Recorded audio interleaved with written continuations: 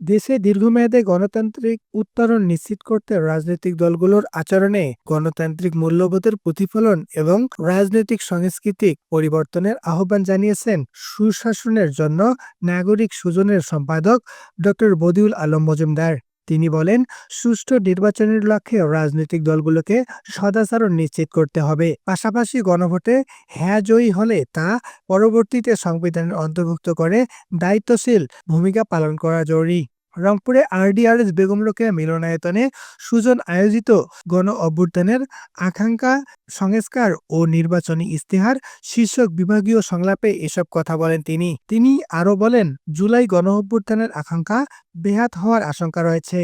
তার মতে, গণভোটে হ্যাঁ বিজয় এবং একটি সুষ্ঠু ও গ্রহণযোগ্য নির্বাচন হতে পারে গণ অভ্যুত্থানে শহীদের রক্তের ঋণ শোধের পথ এবং দায়মুক্তির রাজনীতি থেকে বেরিয়ে আসার অভিযাত্রা। জেলা সুজনের সভাপতি অধ্যাপক ফখরুল আনাম বেনজির সভাপতিত্বে এবং মহানগরের সভাপতি অ্যাডভোকেট জুবাইদুল ইসলামের সঞ্চালনায় অনুষ্ঠিত সংলাপে রংপুর বিভাগের ৮ জেলার সংসদ সদস্য প্রার্থী, সুশীল সমাজের প্রতিনিধি, সুজন সংগঠক এবং গণমাধ্যম কর্মীরা অংশ নেন। তারা রাষ্ট্র সংস্কার ও ভবিষ্যৎ নির্বাচনের ইস্তেহার অন্তর্ভুক্তির লক্ষ্যে বিভিন্ন গুরুত্বপূর্ণ সুপারিশ তুলে ধরেন। রাজনৈতিক দলগুলো যেখানে অঙ্গীকার করেছে এটা তো স্বাভাবিক, তারা এ ব্যাপারে প্রশ্ন তুলবে না, কিন্তু তার মানে যে আমরা নাগরিকরা অন্যান্য দল এটা নিয়ে প্রশ্ন তুলতে পারবে না, আদালতে যেতে পারবে না, সেই রকম কোনো রকম বিধিনিষেধ এখানে আরোপ করা হয়নি, আরোপ করার প্রশ্নই আসে না।